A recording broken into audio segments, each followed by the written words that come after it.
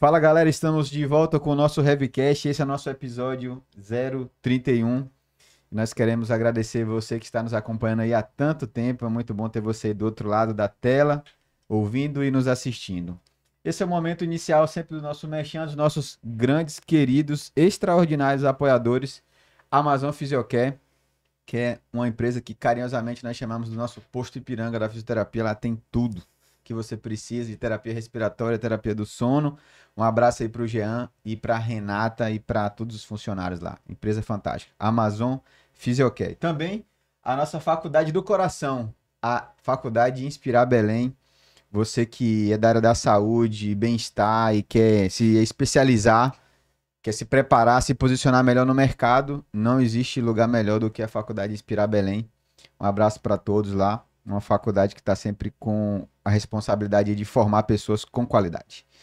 Nós estamos aqui hoje com uma convidada muito especial, a doutora Lídia Machado, @Lídia Machados. Né? Esse é o Instagram dela. E tudo bem com você, Ellen? Tudo bem, Rafa. Estamos juntos aqui mais uma vez, só mudamos de lugar, Sim. mas tudo igual. E doutora Lídia, muito obrigado por ter aceitado o convite de estar aqui no Heavycast. E, para eu não esquecer, pedir para você se apresentar para os nossos queridos telespectadores. Olá a todos e a todas, eu me chamo Lídia Machado, sou psicóloga, especialista em escrita terapêutica, helper na metodologia Pathwork de autoconhecimento, sou empresária também, tenho uma clínica de saúde integral e estou muito lisonjeada com o convite de estar aqui e compartilhar com vocês um pouquinho sobre o universo da saúde mental para a galera da área da saúde. Lídia, é um prazer te receber aqui, teu trabalho é incrível. E eu já vou começar perguntando, né? A gente que é da saúde olha muito para a saúde física. Então a gente sabe os sinais, os sintomas, aprende isso muito bem. Mas quando a gente fala de saúde mental, né? O que é o adoecimento mental? E o que a gente pode identificar como sinal para perceber aqui eu preciso procurar uma ajuda? Então, acho que aí tem uma pegadinha interessante, porque a gente acha que um adoecimento mental, ele só vai vir com sintomas um isolamento social, de uma mudança drástica de humor. E, na verdade, muitos sintomas físicos acontecem a partir de um adoecimento mental, emocional também. Porque a gente é todo integrado, não tem como segmentar a nossa saúde dessa forma, né? Então, é importante a gente olhar tanto para os sinais físicos, porque, às vezes, um cansaço excessivo, um desgaste no trabalho, uma irritabilidade exacerbada que a pessoa não observava antes, isso pode estar refletindo um adoecimento emocional. Mas também os outros sintomas clássicos de tristeza, ansiedade, uma angústia, o estresse, quando a gente começa a perceber que ele está crônico, esses são todos indícios de que a gente precisa olhar um pouquinho para a nossa saúde emocional e entender como é que a gente está manejando ali os nossos sentimentos, porque isso certamente está impactando nas nossas relações e na nossa atividade profissional. E Lídia, quais são os fatores que mais contribuem, né, para esse adoecimento? A gente vive numa sociedade assim, meio agitada, várias atribuições. Assim, o contexto da nossa cidade, né? Na metro, é uma cidade, uma grande cidade, capital, e tem todas as coisas inerentes a uma capital, né? Trânsito, pouco tempo para fazer as coisas, enfim. Dentro dessa realidade, quais são os fatores que mais contribuem hoje para o adoecimento dos profissionais de saúde nesse contexto? Quando a gente olha só para o lado profissional, a gente pode observar aí a carga horária de trabalho. Então, muitos profissionais de saúde acabam ficando sobrecarregados, de fato, para atender demandas. Hoje, o contexto econômico-financeiro não está fácil e a gente não pode ignorar que isso influencia na forma como cada um de nós se relaciona com o nosso trabalho. Então, a carga horária de trabalho, as demandas emocionais que o profissional de saúde recebe também, ainda que ele não seja psicólogo, né? Mas o fisioterapeuta, o médico, o assistente social, o fono que está dentro do hospital, que é o intensivista, que está lá atendendo o paciente, não é só a demanda do adoecimento daquele paciente, mas é de todo o contexto familiar que ele traz junto, de toda a equipe multi que está atendendo aquele paciente. Então, a carga emocional, muitas vezes, não é observada com tanta atenção pelos profissionais de saúde. E a gente fica naquela visão de que eu vou lá, eu atendo meu paciente, e eu vou para casa e pronto, eu me desconectei daquilo. Mas, na verdade, o quanto a gente absorve daquele contexto, de toda a pressão e a expectativa que está envolvida no acompanhamento, no tratamento daquela pessoa, e a gente leva isso para o pessoal. E aí tem essa dificuldade de se desplugar, sabe? Então, tem esse aspecto também, e também questões mais subjetivas de cada pessoa. Então, a própria forma como a pessoa se relaciona com o trabalho, questões de perfeccionismo, de exigência, isso tudo vai influenciar na saúde mental que ela consegue manter equilibrada ou não. E a gente não aprende isso na faculdade, né? A gente sai Uhum. preparados tecnicamente para fazer ali o médico, um procedimento específico do médico, fisioterapeuta, fono, como você bem falou aí, cada área. Mas a gente está tratando pessoas doentes, né? Que tem. Ninguém tá feliz no hospital, né? Falou que bom, eu tô aqui, tô passeando. Não, tô tratando pessoas doentes. E a gente não é preparado para lidar com as pessoas nesse contexto. Tecnicamente sim, mas emocionalmente não, né? Então, a gente tem vários casos, né, Uhum. no hospital de famílias doentes, pessoas doentes, muita tristeza e como é impossível não absorver isso tudo, né? Então é bem interessante mesmo esse aspecto, se preparar para Sim, isso, né? sim. E uma palavra que a gente usa muito, ouve muito em todo esse contexto é o burnout, né? Ou Uhum. burnout. Burnout. E aí, como que a gente consegue, assim, no contexto, como lidar, né, com essa pressão do trabalho? Então, eu vejo que é muito alcançar um equilíbrio que eu nem sei se existe, mas tu não pode perder a tua conexão e a tua empatia, porque tu acaba ficando robotizado, indo lá aplicando técnicas sem pensar e sem, né, lidar com o ser humano mesmo. Mas se isso se aflora muito, tu adoece junto, Uhum. porque são sofrimentos assim, né, inimagináveis às vezes. Então, nesse contexto que a gente de relação do trabalho com a saúde, né, qual que as ferramentas que a gente consegue usar para tentar lidar na prática, de fato, com esses pacientes. É importante a gente saber que o burnout, ele é uma síndrome, né? Então, ele tem aí uma série de características e sintomas e sinais. E muitas vezes ele é confundido com outros adoecimentos, como uma depressão, como uma ansiedade, uma síndrome do pânico. Então, é importante a gente se atentar que o burnout, ele tem uma característica muito relacionada ao trabalho. Ele é uma doença ocupacional. Então, o principal sinal aí é identificar esse vínculo com o trabalho, para a gente poder dizer que a pessoa está num burnout ali, né? E aí, para que a gente trabalhe de forma preventiva, para que isso não aconteça, talvez o principal fator aí seja a gente trabalhar nessa qualidade de vida do profissional, de entender que o trabalho ele é uma parte, não o todo, sabe? Não dá pra gente Uhum. viver para o trabalho, porque se alguma coisa acontece naquele trabalho que fica em desequilíbrio, se alguma frustração acontece, algum erro, alguma coisa que não ficou legal, isso é como se tirasse todo o chão da pessoa, porque ela tá vivendo em função daquilo. Então é importante que a pessoa trabalhe essa qualidade de vida no sentido de ter interesses fora do trabalho, de buscar autoconhecimento, compreender melhor suas emoções, e especialmente para lidar com pacientes e familiares. Porque a gente precisa aprender a separar o que é meu de fato e o que é a expectativa do outro, que é a demanda emocional daquelas outras pessoas que eu tô ali interagindo naquele momento. Sem isso, a gente fica muito misturado. E é isso que causa toda essa absorção e a gente leva para casa vários conteúdos emocionais que de fato não são nossos, que às vezes se conectam com questões nossas, mas que efetivamente são daquele paciente ou daquela família que a gente está atendendo. Lídia, em relação à cultura organizacional, né? O trabalho, a empresa, ela pode contribuir para o adoecimento emocional e o contrário também acontece?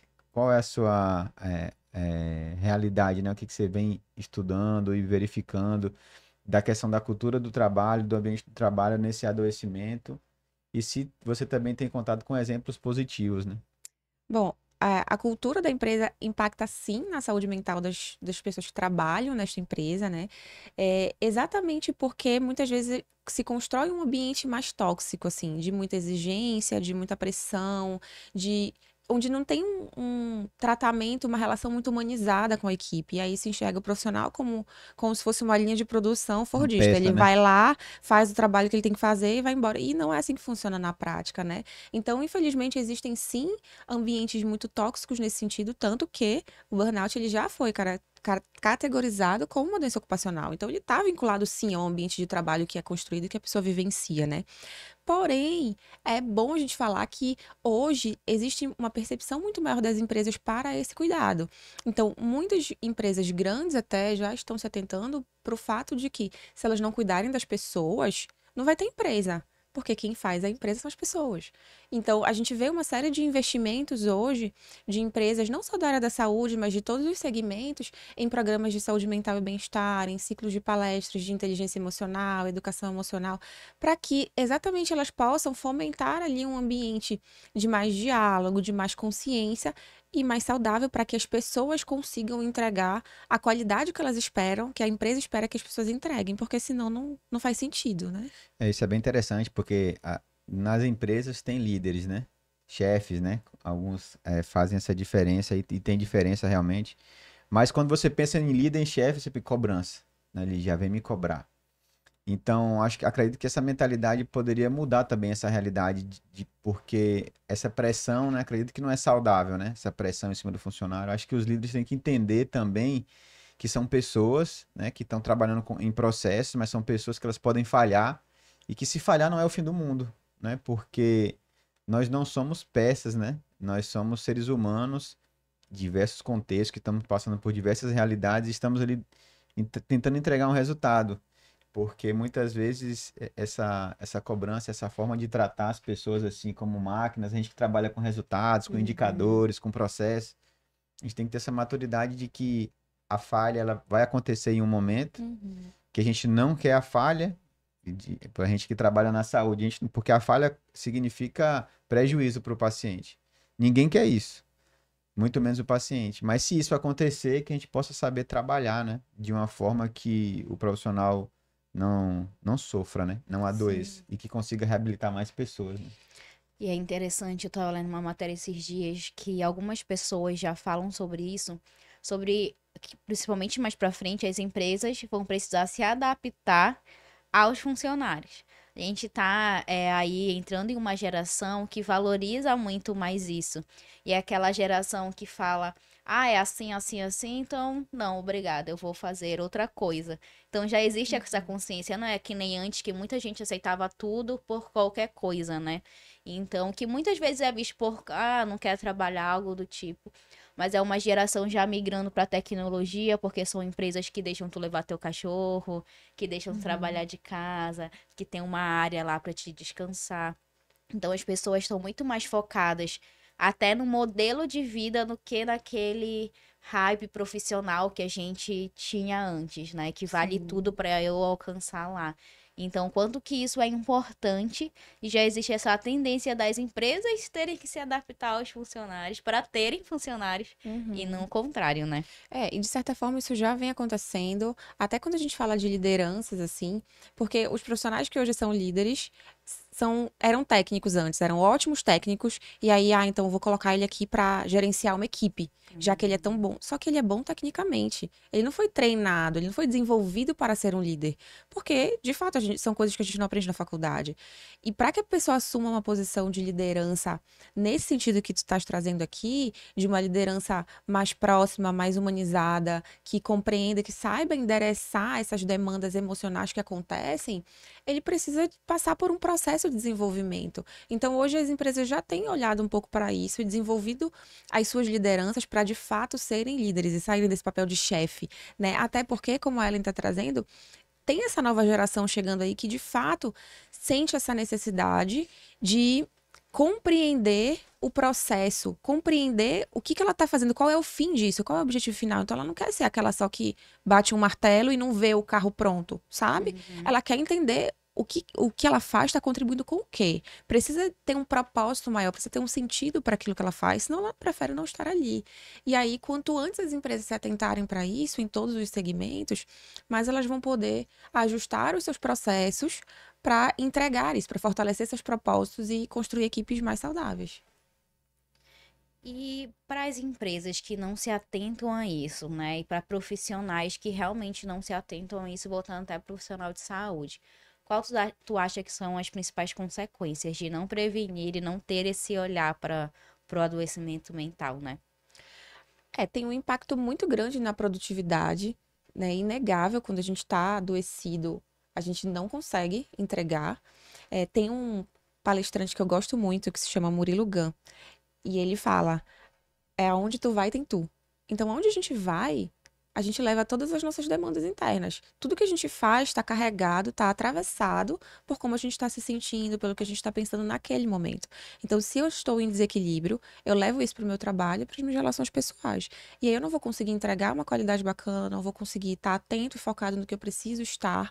Então, empresas que não se atentam para esse cuidado e para a necessidade de que isso seja um cuidado de fato preventivo, porque não adianta a gente só apagar incêndio quando o problema está instalado, né? Elas vão sofrer aí uma perda de produtividade e futuramente uma perda de espaço no mercado. Porque como é que a gente vai continuar alimentando um sistema que funciona dentro de uma dinâmica que adoece as pessoas? Em algum momento as pessoas adoecidas vão perceber que aquele ambiente está contribuindo muito para isso. E aí não vão querer estar lá também. Então essa empresa perde profissional, perde espaço de mercado, perde qualidade de entrega. E aí eu entendo que é uma empresa que não tem uma sustentabilidade a longo prazo, né? Lídia, uma coisa que eu não sei se já mudou muito essa realidade ou se continua assim ainda, mas há um tempo atrás, você falou assim, eu vou no psicólogo, a pessoa já te olhava assim, tá no psicólogo? Vai fazer o que no psicólogo? Sai pra lá, tipo, assim, não, tu tá passando por... A gente sabe que pessoas doentes fisicamente existem, psicológica e emocionalmente também existem. Mas como é que tá isso hoje relacionado ao trabalho, né? Que você vem acompanhando? As pessoas estão adoecendo no trabalho, beleza, mas elas estão procurando ajuda ou não? Elas só procuram ajuda assim quando já tendo uma consequência muito drástica no trabalho, está impactando muito na vida dela. Como é que tá essa questão desse estigma, né? Do psicólogo, muitas vezes até em relação ao profissional médico também, ao psiquiatra, psicólogo, profissional de saúde. Como é que tá isso hoje nesse contexto atual dos profissionais de trabalho? Eu queria te dizer que todo mundo está se cuidando preventivamente, porém, não é a realidade, infelizmente. A gente ainda sente que tem muito preconceito de buscar ajuda psicológica, psiquiátrica, então nem se fale. Dos profissionais de saúde, inclusive, né? O que para mim é uma incoerência muito grande, porque a gente precisa começar a internalizar a ideia de que quem se cuida, cuida melhor e de forma mais saudável. Então, para que o profissional de saúde entregue toda a sua capacidade, esteja presente de fato no que ele está fazendo, atento a todos os protocolos que ele precisa cumprir e tal, ele precisa estar no estado mínimo de equilíbrio emocional. E aí acaba que muitas pessoas de fato só procuram quando elas já tentaram muitas coisas e não estão vendo outra saída, e é o jeito de ir para o psicólogo. Isso fala muito sobre o nível de consciência social que a gente tem, que ainda vê o cuidado com a saúde mental como algo que pode ser deixado para último plano. Então, a gente faz exames de rotina preventiva, mas ninguém faz uma consulta com uma sessão com psicólogo só para checar, só para saber como é que tá, para se entender um pouquinho melhor. Não é que ninguém faça, é difícil. Acontece, mas não é tão comum. As pessoas vão quando elas estão com realmente um problema, se sentindo muito mal. Então, ainda não é o cuidado preventivo que a gente gostaria que acontecesse. Essa seria uma realidade muito importante, ou muito importante não, vou refazer minha pergunta. Seria extremamente necessário o profissional de saúde, ou qualquer pessoa, mas já que a gente está falando profissional de saúde, ele fazer um check-up psicológico, porque, tipo assim, eu nunca. Primeira vez que eu tô ouvindo, né? E eu achei, cara, faz muito sentido, Sim. né? Porque a gente faz o check-up cardiovascular. Deixa eu ver se tá tudo, se uma artéria tá meio entupida aqui. Mas em relação às emoções, nunca tinha pensado nisso. Isso acontece? Tem algum impacto? Tem algum paciente que te procurou isso e teve resultados, né? Diferentes no seu ambiente de trabalho? Geralmente, o que acontece com a frequência de atendimento psicológico é que quando a pessoa chega, a gente tem uma frequência um pouco maior, porque ela traz muitas demandas ali. Geralmente, ela vem desse lugar de estar com vários problemas, e está procurando resolver e tudo mais, então a frequência é maior. Depois a gente consegue ir diminuindo essa frequência, passando para uma frequência quinzenal, a cada 10 dias.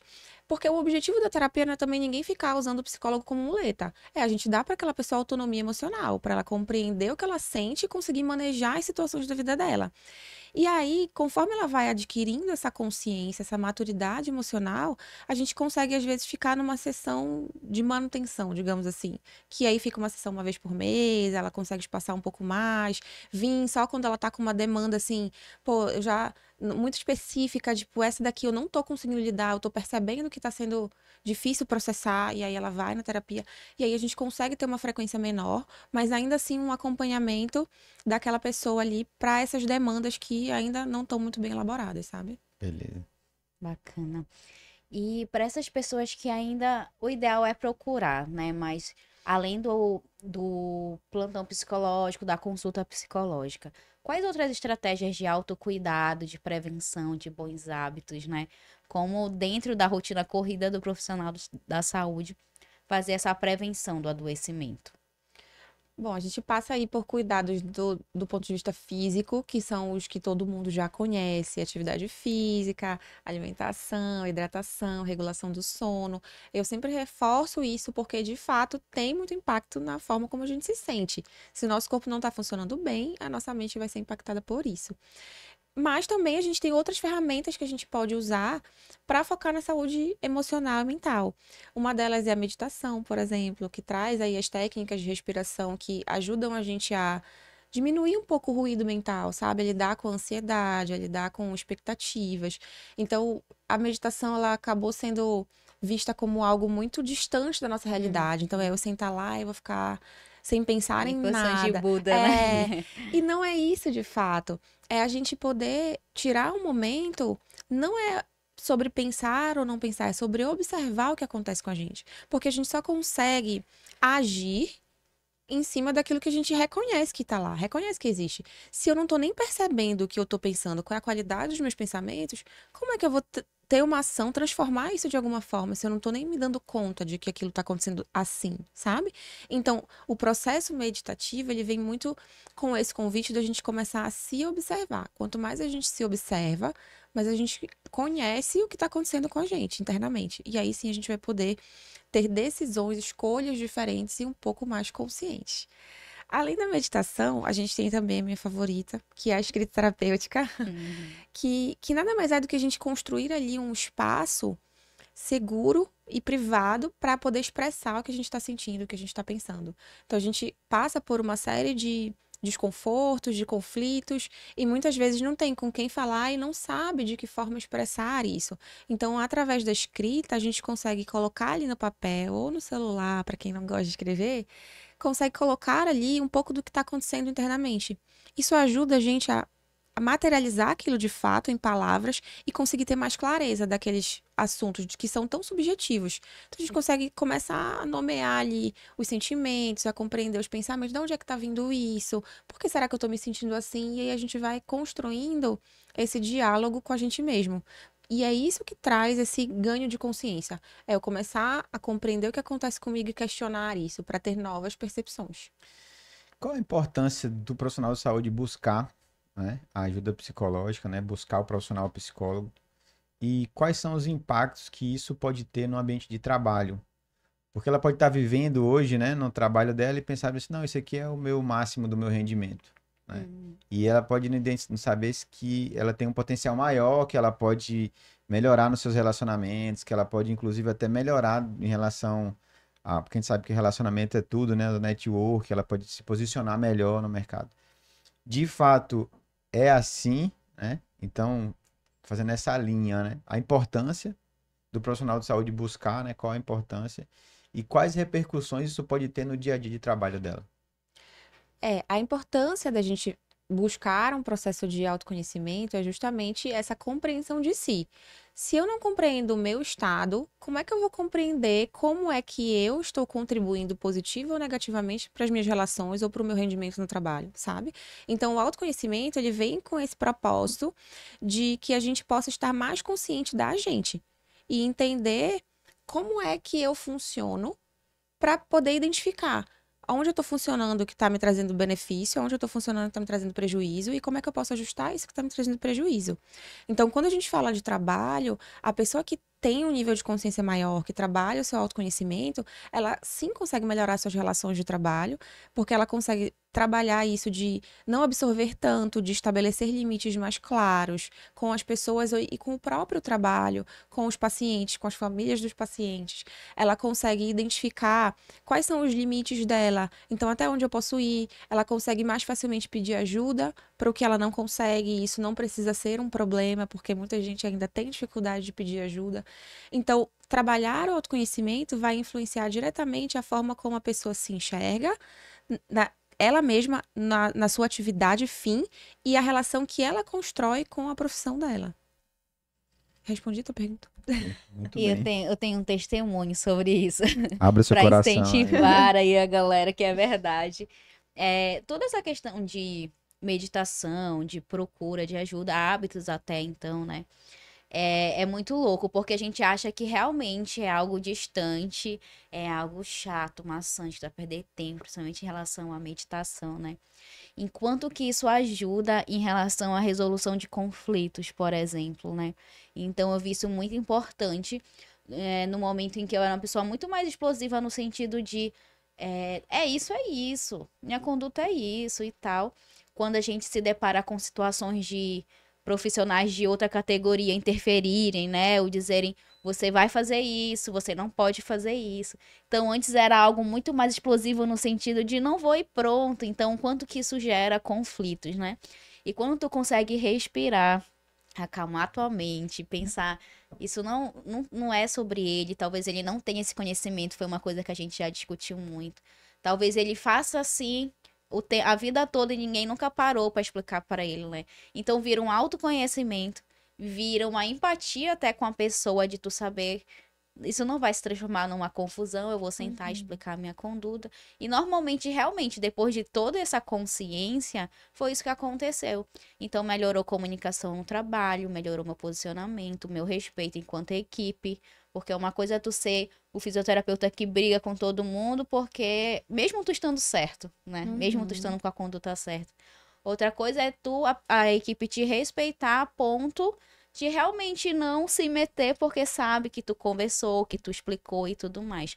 E eu sei hoje que essas técnicas e foi esse autoconhecimento que fez muito sentido. Isso tem a ver, então, até com o crescimento de carreira, né? Não é só não ficar ansioso, não é só ficar depressivo. Mas tem a ver como realmente alcançar teus objetivos. E como isso faz muito sentido, né? Também não. Você contou seu testemunho. Eu não vou contar o meu, não. Não, mas a gente vê no dia a dia, por exemplo, excelentes profissionais, tecnicamente, senão você não encontra um erro no currículo. Mas são pessoas difíceis de lidar no dia a dia. São pessoas explosivas e que você tem até receio de dar um bom dia. Ninguém quer na equipe aquela pessoa, por mais que ela seja excelente, né? Não quer. Então, eu sempre falo assim, né, de forma técnica, né, que eu gosto de falar sobre gestão, tipo assim, se fosse para preferir contratar uma pessoa que é tecnicamente excelente, mas que é ruim de relacionamento, sem dúvida nenhuma, o que vai ficar vai ser o que se relaciona melhor com as pessoas, porque a técnica você pode treinar, apesar da parte psicológica também emocional poder ser resolvida também. Só que a pessoa que tem capacidade de respirar, de conversar, de dialogar para chegar. Isso aí é muito bom num ambiente que já é altamente estressante. Agora, o contrário, se você tem um profissional altamente explosivo, que ele sempre tem razão de tudo, não abre espaço para o diálogo e para a conversa, isso aí é completamente nocível, né? Para a saúde de todo mundo, né? A principal dificuldade, óbvio que, do ponto de vista emocional, a gente consegue ajustar, melhorar esses aspectos. Só que a principal dificuldade é que a pessoa precisa querer. Não adianta, porque um treinamento técnico, a pessoa vai lá, ela assiste, ela pratica e tudo mais. E ela desenvolve a competência, aquela habilidade. Agora, do ponto de vista emocional, ela precisa querer e reconhecer que ela precisa ajustar aqueles aspectos, sabe? Porque senão não tem solução externa que resolva uma situação que a própria pessoa não está enxergando que é um problema para ela, que é uma dificuldade dela. E aí, essa talvez seja o maior desafio, lidar com pessoas que estão nessa posição, sabe? Porque muitas vezes a pessoa ela não se enxerga dessa forma. E aí, se ela não reconhece, ela não vai fazer nada a respeito daquilo. Entende? É meio complicado, né? Eu já tô numa fase mais tranquila da minha vida também, Uhum. em que, porque a gente tem uma rotina da fisioterapia e das áreas da saúde, que é a passagem de plantão, que é a continuidade, que é extremamente importante, né? Que você Uhum. dá continuidade ao tratamento. Tem colegas que te ouvem na passagem de plantão, tem colegas que não tá nem aí para você na passagem de plantão, que são questionadores e não alinha com essa a importância desse momento. Então eu já vou, o colega que é mais receptivo, eu já converso mais abertamente. O colega que não é receptivo há vários anos, aí eu falei assim, poxa, eu não vou conseguir mudar o brother, né? Uhum. Então, Exatamente. se ele já, apesar de vários conflitos, ter vários problemas, ele chega que isso tá normal, não sou eu que vou conseguir mudar. Então, ter às vezes a tranquilidade de que você não vai mudar o mundo, né? E isso às Uhum. vezes angustia a gente, que a gente quer mudar. Não, eu quero que tudo seja do meu jeito, da Sim. minha forma, né? Então, esse é o meu É. desabafo de hoje. Pronto. E até esse aprendizado de não interpretar as coisas de forma pessoal o tempo todo. Porque dificilmente é. Cada pessoa está vivendo muito a sua realidade interna. E aí ela vai se relacionar a partir disso, de toda a história e do repertório emocional que ela tem. E aí, às vezes, a gente chega lá, a pessoa trata a gente mal, fala alguma coisa. E isso é gatilho para as nossas próprias questões, sabe? Então, poder dar essa respirada, ter esse um segundo aí de sanidade, essa janela de oportunidade, para não embarcar nessa, faz toda a diferença. Porque às vezes a pessoa tá num dia ruim dela. E aí eu vou estragar o meu dia porque a outra pessoa tá num dia ruim, sabe? Uma pergunta fora do roteiro. Qual time você tá? Brincadeira, não é essa. As Eu quero pessoas assim.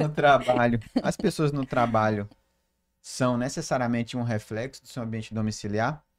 Porque, como você falou, você tem muitas questões pessoais, né? Tipo assim, se eu estiver bem em casa, necessariamente eu vou estar bem no trabalho. Tem essa ligação ou não? Tô viajando muito. Tem essa ligação, só que tem pessoas com esse nível de consciência maior que conseguem separar um pouco mais essas áreas da vida. E saber que mesmo quando eu tenho um problema na minha casa, eu cheguei no meu trabalho, eu preciso focar nas minhas demandas de trabalho. E aí a pessoa conscientemente não permite que as coisas se misturem.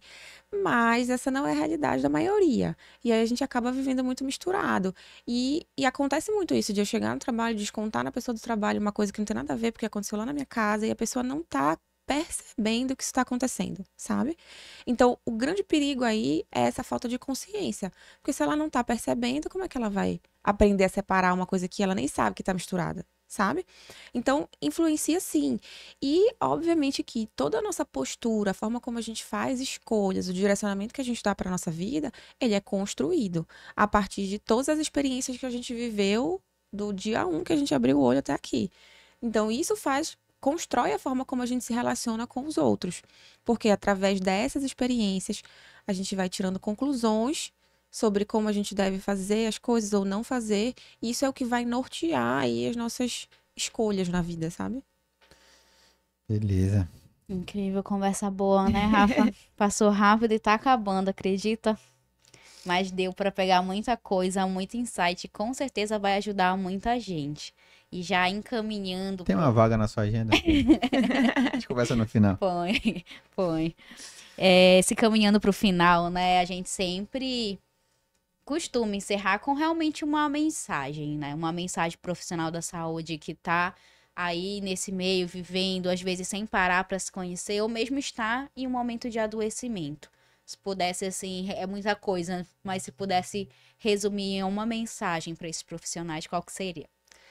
Para mim, a principal mensagem dessa conversa é quem se cuida, cuida melhor e de forma mais saudável. Então, a gente precisa, enquanto profissional de saúde, se cuidar para que a gente esteja mais saudável, não só para entregar para os nossos pacientes o nosso melhor tecnicamente, mas para que a gente saiba se organizar dentro de todas as demandas emocionais que acontecem pelo simples fato de a gente trabalhar com saúde, com cuidado. Uhum. Então, se eu não consigo cuidar de mim, que cuidado? Qual é a qualidade do cuidado que eu vou oferecer para o outro? Então, que cada um de nós, profissionais de saúde, possa buscar esse cuidado, esse contato consigo, para que então a gente cuide dos outros de uma forma muito mais saudável, direcionada e equilibrada. Já vou postar Pronto. aqui. Quem se cuida, cuida melhor do outro. Já, Com já Tá a certeza. botei. mensagem de hoje, né? Mensagem de E hoje. onde que eles te encontram? podem me encontrar no Instagram, @LidiaMachadoS, e também no Instagram da clínica, Ecoa Saúde, Ecoa com 26.saúde. A gente está lá com outros serviços de saúde também, disponível para atender a todos. Legal. Valeu, doutora Lídia, muito obrigado. Obrigado, Ellen. Parabéns aí pela sua trajetória, né, profissional e por ajudar as pessoas a viverem melhor, né? Se relacionarem melhor também. Sim. Nós aproveitamos e agradecemos mais uma vez a Faculdade Inspirar Belém, a Amazon Fisiocare e você que está nos ouvindo, compartilhe aí com seus amigos. Se inscreva, curta, comente, se inscreva no nosso canal e vem com a gente até o nosso próximo episódio. Até o Valeu. próximo. Tchau.